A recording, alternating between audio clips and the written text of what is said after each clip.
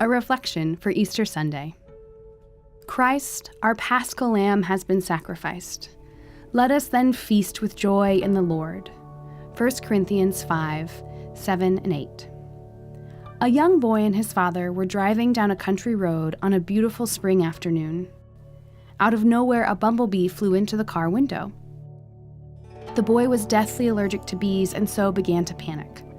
Knowing his allergy, the father quickly reaches out, grabs the bee, squeezes it in his hand, and then releases it.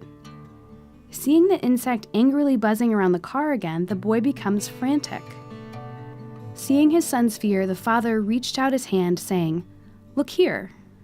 There, stuck in his palm, was the stinger of the bee. "You see," he asked, "you don't need to be afraid anymore. I've taken the sting for you." I've taken the sting for you. How often have we yearned to say those words to someone in pain? When tragedy strikes our community, we reach out a hand to help. When a friend or family member, loved one or beloved patient, a dear child is afraid, we say to them, "I wish I could do something. I wish I could take your place."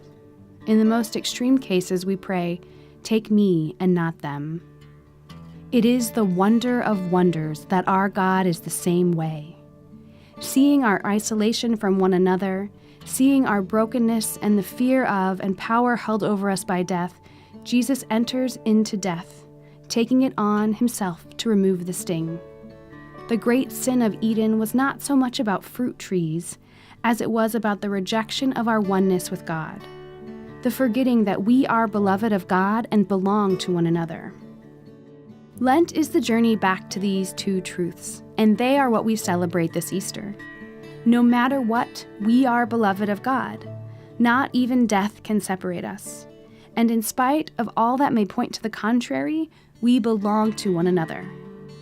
Our call in Catholic healthcare is to witness daily to God's promise of life over death and joy over suffering.